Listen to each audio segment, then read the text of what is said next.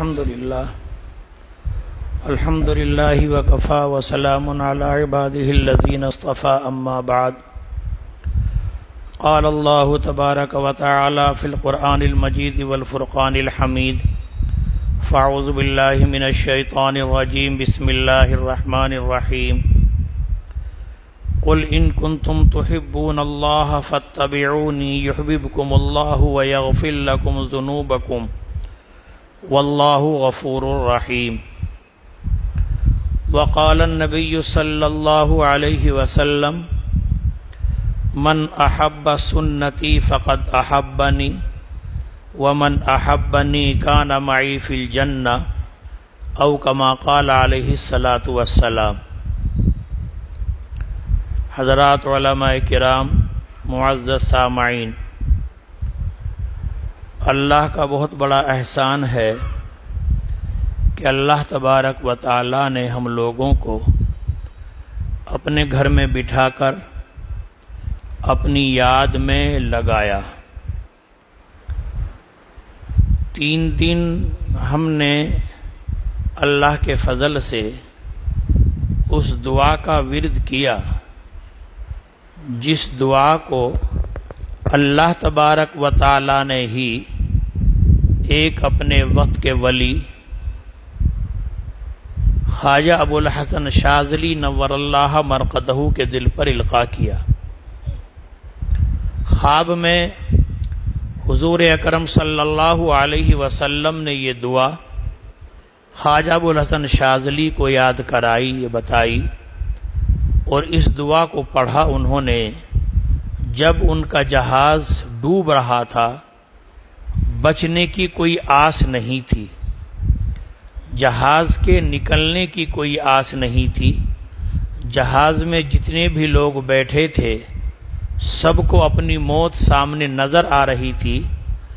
ایسے وقت میں اس دعا کو انہوں نے پڑھا، اللہ تبارک و تعالی نے بحفاظت ان کو سمندر سے نکال دیا۔ اس کے بعد سے اس دعا کا اہتمام چلا آ رہا ہے، اور جب بھی امت کی نیا بھور میں پھنستی ہے اس دعا کو پڑھنے کا اہتمام کیا جاتا ہے، اور الحمدللہ اس دعا کی برکت سے اللہ تبارک و تعالی بہت سارے مصائب اور پریشانیاں اور مصیبتیں اللہ دور کرتا ہے۔ جیسا کہ ابھی ہمارے دوست مولانا شعبان صاحب نے بتایا کہ یہ دعا بڑی اہم ہے، اس دعا کو کبھی بھی دنیاوی غرض کے لیے استعمال نہیں کرنا چاہیے۔ میں ابھی نماز سے پہلے ہی اپنے ساتھیوں کو یہ بات بتا رہا تھا کہ یہ دعا 2 دھاری تلوار ہے۔ جس طریقے سے 2 دھاری تلوار ہوتی ہے اور وہ جب اسے چلاتے ہیں تو دونوں طرف سے کاٹتی ہے، لیکن 2 دھاری تلوار اگر چلانی نہ جانتا ہو تو آدمی خود بھی زخمی ہو جاتا ہے۔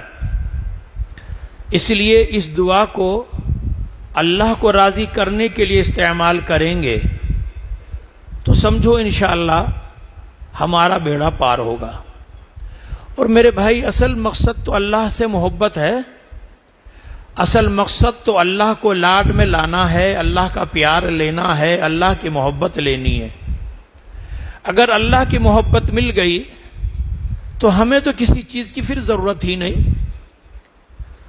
جس طریقے سے علاقے کا ڈی ایم اور ایس ایس پی اگر کسی سے واقعتاً محبت کرتا ہو تو وہ آدمی کسی سے ڈرتا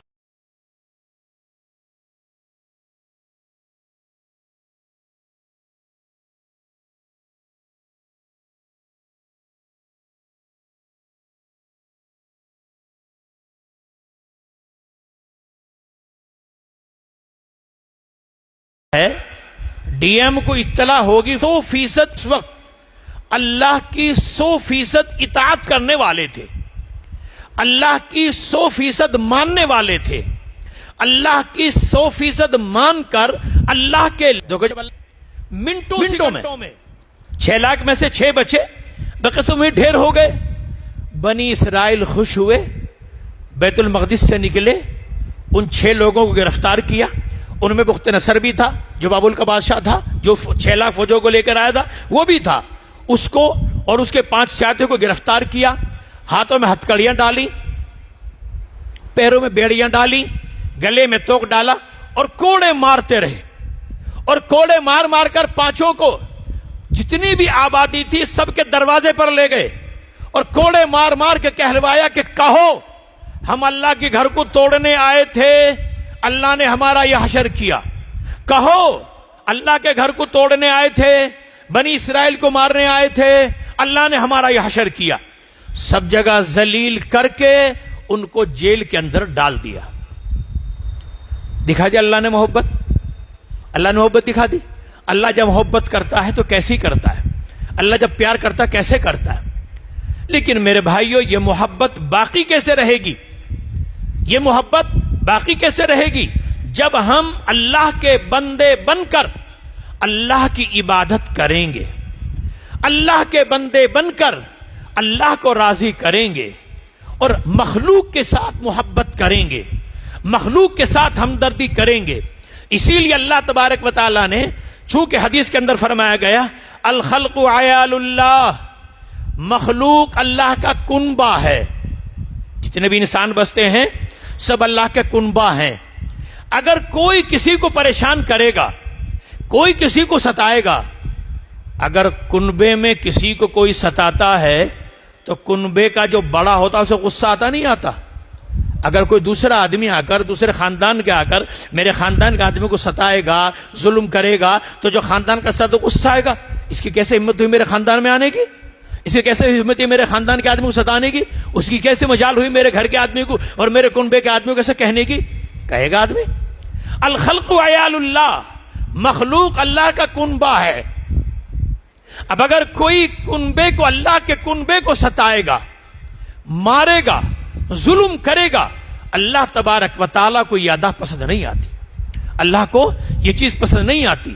چونکہ بنی اسرائیل سے اللہ تبارک و تعالیٰ نے وعدہ لیا تھا, بنی اسرائیل سے اللہ نے وعدہ لیا تھا لا تسفکون دماءکم ولا تخرجون انفسکم من دیارکم.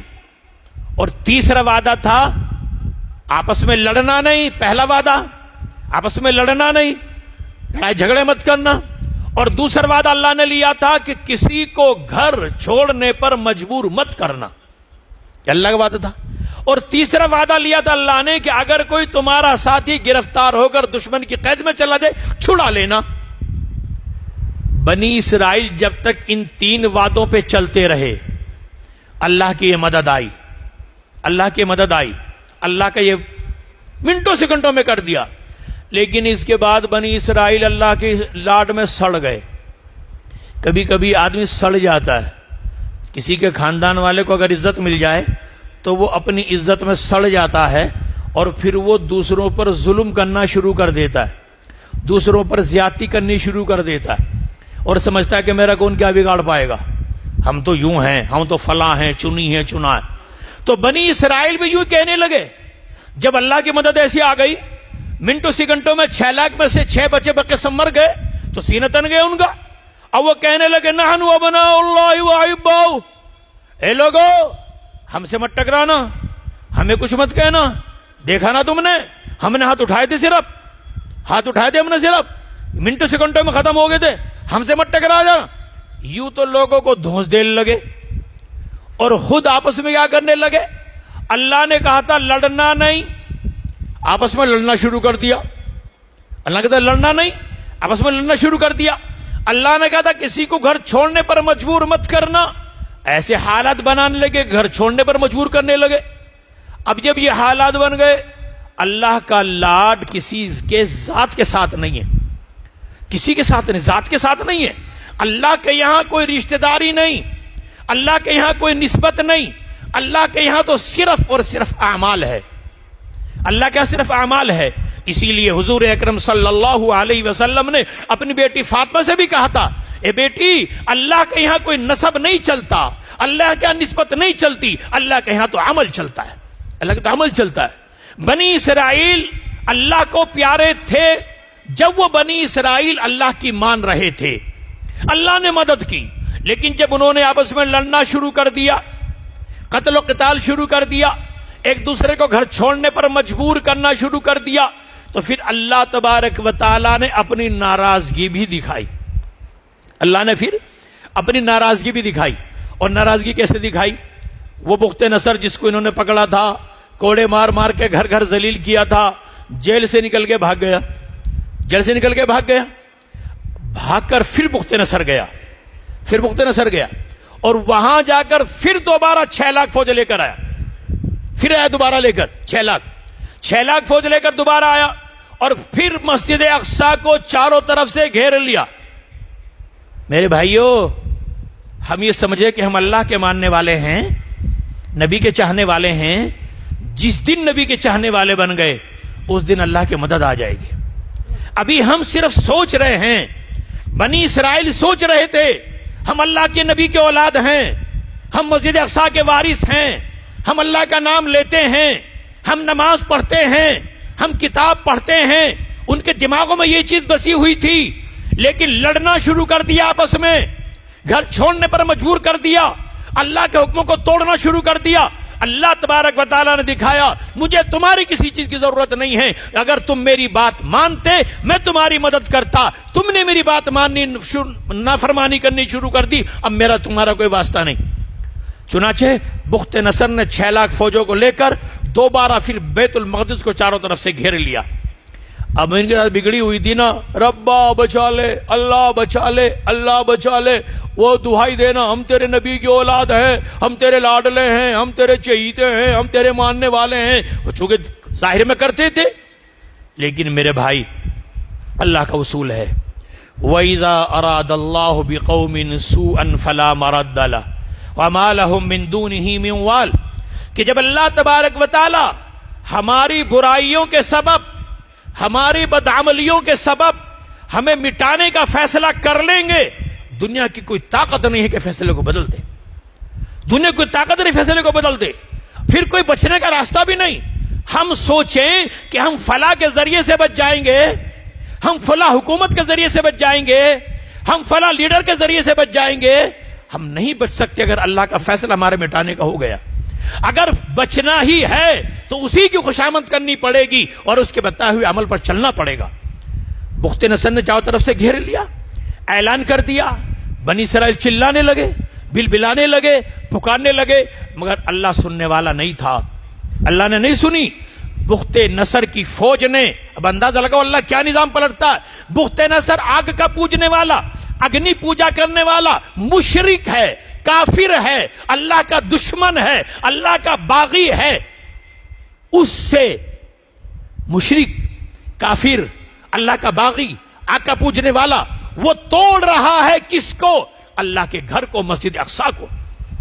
اس کی فوج مسجد اقصی کو توڑ رہی ہے، ساری مسجد اقصی کو توڑ دی، ایک ایک اینٹ اکھاڑ دی، ایک ایک اینٹ وہاں سے ختم کر دی، اور اس کے بعد اس مشرک نے، اس کافر نے، اللہ کے باغی نے بنی اسرائیل جو اللہ کا نام لینے والے، نبی کی اولاد ہیں، نبی کا کلمہ پڑھنے والے ہیں، ان سب کا قتل عام کیا، سب کا قتل عام کیا۔ اور ایسا قتل کیا، اتنا قتل عام ہوا، بیت المقدس میں اس وقت ان کے قتل سے جو خون بہ رہا تھا، گھوڑوں کے گھٹنوں کے برابر خون کی ندی چل رہی تھی۔ جیسے تیز بارش ہو جاتی ہے اور راستے میں پانی چلتا ہے، بہتا ہے، پانی بھر کر چلتا، اسی طریقے سے بیت المقدس میں خون بہ رہا تھا بنی اسرائیل کے قتل عام کا۔ اور پھر اسی بخت نصر نے، آگ کے پوجنے والے نے، اللہ مشرک اور کافر نے بنی اسرائیل کی عورتوں کو پکڑا، ان کی عزتوں کو لوٹا، ان کو پھر مارا اور توریت کو اکٹھا کیا اور ان کو جلا دیا۔ میرے بھائیوں، آج ہماری شکل، ہمارا ظاہر ماننے والا ہے، ماننے والا ہے۔ جس دن ہم حقیقت میں ماننے والے ہو گئے، جس دن ہم سچ مچ اللہ کو راضی کرنے والے ہو گئے، حالات ایسے بدلیں گے جو میرے آقا سرکار دو عالم صلی اللہ علیہ وسلم نے حضرت عدی کو مخاطب کر کے کہا تھا۔ عدی حاتم طائی کے بیٹے ہیں، قبیلے کے سردار ہیں، وہ قبیلے سے بھاگ گئے تھے اور روم میں جا کر عیسائی بن گئے تھے اور عیسائیوں میں بھی بڑے پادری بن گئے تھے، عیسائیوں میں بڑے پادری بن گئے تھے۔ ان کی بہن اصرار کر کے نبی کی خدمت میں لائی اور حضور صلی اللہ علیہ وسلم نے اس وقت کہا تھا ان سے، یا عدی اسلم تسلیم، اے عدی ماننے والا ہو جا، سکون کی زندگی ملے گی۔ تو چونکہ حضرت عدی عیسائی بن گئے تھے نا، اور عیسیٰ چونکہ عیسائی مذہب بھی اللہ کا نازل کردہ ہے، وہ الگ بات ہے کہ وہ ختم ہو لیا ہے، اب وہ چیز نہیں رہی ہے، لیکن حضرت عیسیٰ اللہ کے نبی ہیں، اللہ کے ماننے والے، عیسیٰ کے نبی ماننے والے اللہ کے ماننے والے کہلاتے ہیں۔ تو وہ چونکہ اپنے من میں یہ سمجھ رہے تھے کہ میں تو ماننے والا ہوں، اور تھے بھی وہ پادری بن گئے تھے، تو سینہ تان کے کہا میں تو ماننے والا ہوں۔ حضور نے کیا کہا، انا عارف بدینک منک، میں تیرے دین کو تیرے سے زیادہ جانوں۔ کیا تو فرقے رکوسیہ میں سے نہیں؟ فرقے رکوسیہ میں سے تھے، بڑے پادری بن گئے تھے۔ اس پر جو نبی نے فرمایا اصل چیز سمجھنے کی ہے، وَأَنْتَ تَعْقُلُ مِرْبَاحَ الْقَوْمِ، ماننے کا دعویٰ کرتا ہے، فرقے رکوسیہ میں چلا گیا، بڑا پادری بن گیا، بڑا تو ان کا ایک بڑا آدمی بن گیا، بڑا پارسا بن گیا، اور پھر بھی تو قوم کا چوتھائی مال کھاتا ہے، حرام مال کھاتا ہے، شرم نہیں آتی، تو کیسا ماننے والا ہے؟ ماننے والا کیسا تھا وہ؟ عیسائی بن گیا، پادری بن گئے، وہ جب ابھی تو چونکہ صحابی نہیں بنے، پادری بن گئے، عیسائی بن گئے، لیکن چپ، پیٹ کے پیچھے سے حرام مال کھا رہے تھے، چوتھائی مال لیتے تھے، چوتھائی مال لیتے تھے۔ تو نبی نے اس کو فرمایا، پھر نبی نے ایک بات فرمائی، اے عادی، اگر تم 100% واقعتاً ماننے والے بن گئے، ماننے والے بن گئے، ہیرا شہر دیکھا ہے؟ عدی نے کہا یا رسول اللہ دیکھا تو نہیں، سنا ہے، مکے سے 500 میل کے فاصلے پر ہے، یعنی تقریباً 850 کلومیٹر، 850 کلومیٹر۔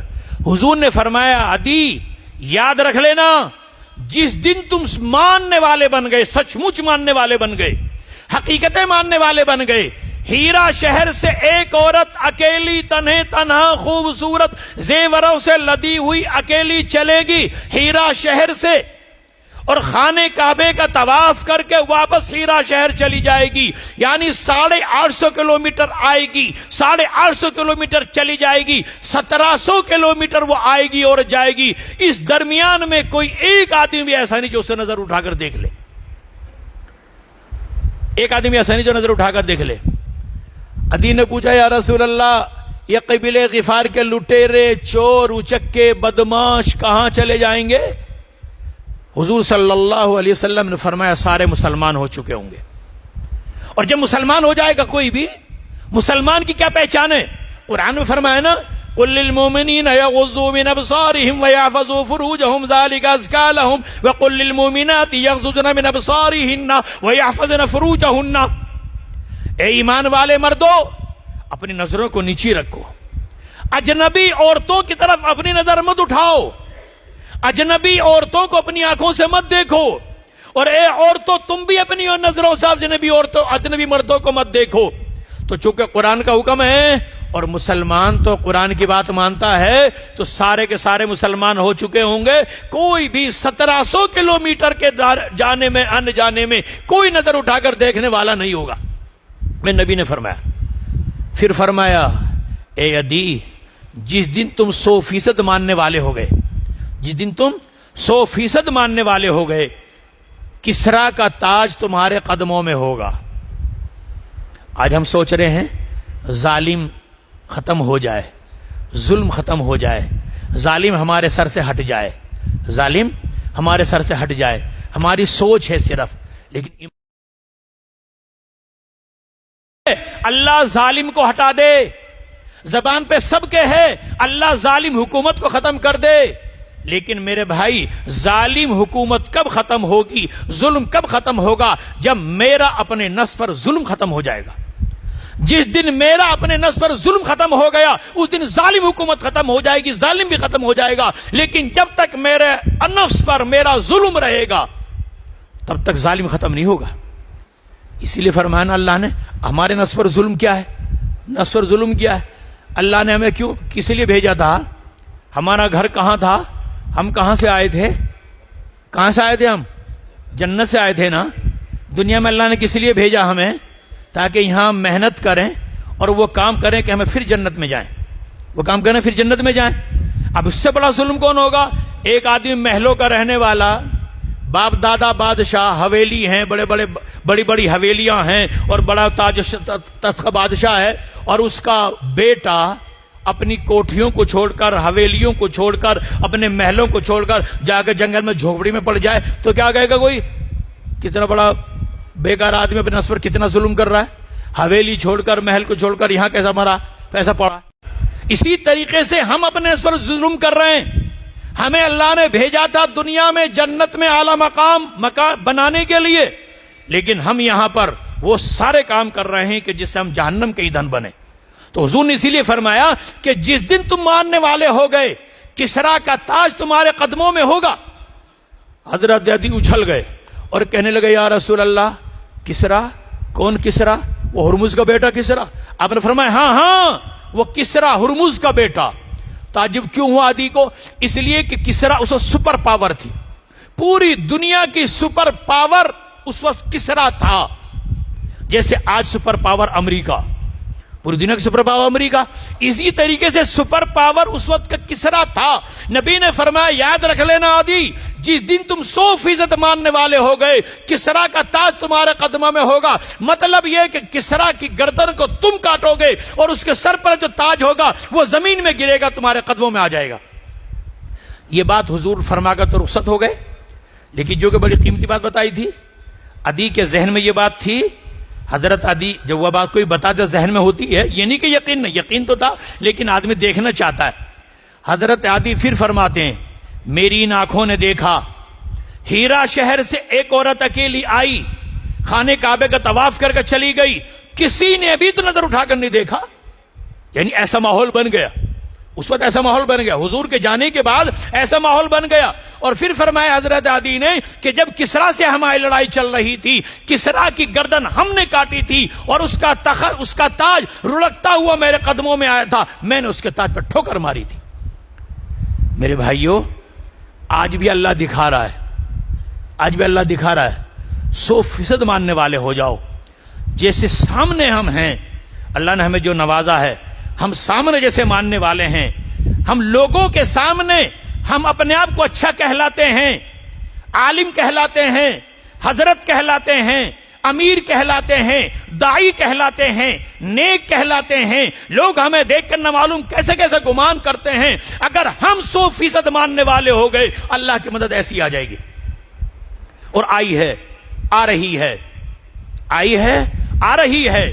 جو بھی اللہ کی مان کر 100% مان کر عبادات میں، معاملات میں، معاشیت میں، معاشرت میں، اخلاق میں، ان 5 شعبوں میں جو مان کر چل رہا ہے، اللہ نے کھلی آنکھوں دکھا دیا۔ اگر کسی کی نظر ہو تو دیکھ لے، جو ان 5 شعبوں میں اللہ کی 100% مان کر چل رہا ہے، اللہ تبارک و تعالیٰ نے آج بھی اسے کامیاب کیا ہے اور سپر پاور ناک رگڑنے پر مجبور ہو گئی۔ اللہ دکھا رہا ہے، اللہ دکھا رہا ہے۔ اس لیے میرے بھائیوں، ہمیں ماننے والا بننا ہے، ماننے والا بننا ہے۔ اگر ہم واقعتاً ماننے والے بن گئے تو اللہ تبارک و تعالی ہمیں ضرور بھی ضرور نوازے گا۔ اور بھائی میں خاص طور سے اپنے جیسے ساتھیوں کے لیے جن کو اللہ نے دین کا کام کرنے کی توفیق دی ہے، اور دین کا کام کرنے کی نسبت سے ہم لوگوں کی نظروں میں اچھے مانے جا رہے ہیں، لوگوں کی نظروں میں اچھے مانے جا رہے ہیں۔ ہمارا ظاہر تو اچھا بن گیا، کاش ہمارا باطن بھی اچھا بن جائے، کاش ہمارا باطن بھی اچھا بن جائے۔ اگر باطن اچھا نہ بنا، یہاں تو واہ واہی ملے گی، یہاں تو لوگ حضرت کہیں گے، یہاں تو لوگ بڑا نیک آدمی تھا، بڑا عالم تھا، بڑا زاہد تھا، بڑا تقوی والا تھا، بڑا امیر تھا، بڑا داعی تھا، لوگ کہیں گے۔ لیکن کل قیامت میں کیا ہوگا میرے بھائیوں؟ بس آخری بات پھر دعا کریں گے۔ بس ایک بات یاد رکھ لینا، ہمارے جیسے لوگ، اللہ مجھے بھی ان تمام شر سے بچائے۔ کل قیامت میں رب ذوالجلال میرے جیسوں کو پکارے گا، بلائے گا اور بغل میں کھڑا کرے گا، اور میرے اعمال نامے کو کھولے گا۔ سارا مجمع سامنے ہوگا، اولین و آخرین سب سامنے ہوں گے، سارے انسان سامنے ہوں گے. اللہ ہمیں بلائے گا اور کہے گا دنیا میں بڑا نیک تھا نا تو, ساری دنیا تجھے اچھا مانتی تھی, لیکن اندر ہی اندر تو یہ کرتوت کرتا تھا, تنہائی میں یہ کام کرتا تھا, تنہائی میں یہ برے عیب کرتا تھا, تنہائی میں ساری زندگی تیری تھی تنہائی کی. اب بول, تیرے یہ سارے عیب ان کو بتاؤں, یہ چپ چاپ جہنم میں جاوے. کیسا خطرناک ماحول ہوگا. اللہ کہے گا یہ تیرے عیب سب کو بتاؤں, یہ چپ چاپ جہنم میں جاوے. میں وہاں پر کہوں گا یا اللہ تو نے دنیا میں لاج رکھ لی, بس ان سے چھپا لے, میں تو بس جہنم میں جا رہا ہوں. میرے بھائیوں کہیں مجھے وہاں جہنم میں جانا نہ پڑ جائے, ہمیں وہ جہنم میں جانا نہ پڑ جائے. ہم نے یہ دعا اس لیے پڑھی ہے, 3 دن ہم نے اللہ کے گھر کا اعتکاف کیا ہے, اللہ کے گھر میں ہم نے پڑاؤ ڈالا ہے, اللہ کی خوشامدیں کی ہیں, رات بھر جاگے ہیں, رات بھر جاگے ہیں اور پڑھا ہے اور خوشامدیں کی ہیں, صرف اس لیے کی ہیں کہ اللہ میرا باطن بھی اچھا بنا دے, اللہ میرا باطن بھی اچھا بنا دے, اللہ ہمیں واقعتاً اپنا محبوب بنا لے. اللہ ہم سے تو محبت کرتا ہے, لیکن اللہ ہمارے دل میں بھی اللہ کی محبت آ جائے. آج اللہ کو تو ہم سے محبت ہے, اگر اللہ کو محبت نہ ہوتی ہمیں اپنے گھر میں نہ بٹھاتا, اللہ کو محبت نہ ہوتی ہماری زبان پر نہ نام نہ لیتا, اللہ کو محبت نہ ہوتی ہمیں یہ دعا پڑھنے کی توفیق نہ ہوتی, اور ہم جتنے بھی یہاں پر بیٹھے ہیں اگر ہم سب کے لیے بھی اللہ کی محبت نہ ہوتی ہمیں اپنے گھر میں نہ بلاتا, اپنے سامنے بیٹھ کر اپنے سے مانگنے کی توفیق نہ دیتا. اگر اللہ کو ہم سے محبت نہ ہوتی. اللہ کو تو محبت ہے, لیکن میرے بھائیو بس ہم کو محبت ہو جائے, ہم کو اللہ سے محبت ہو جائے, اور ہم کو اگر اللہ سے محبت ہو گئی, ہم کو اگر اللہ سے محبت ہو گئی تو انشاءاللہ ثم انشاءاللہ پھر تو بیڑا پار ہو ہی جائے گا. تو اس لیے میرے بھائیو اب دیکھو ہم لوگ کچھ مانگ لیں اللہ سے, کچھ مانگ لیں اللہ سے, مانگنے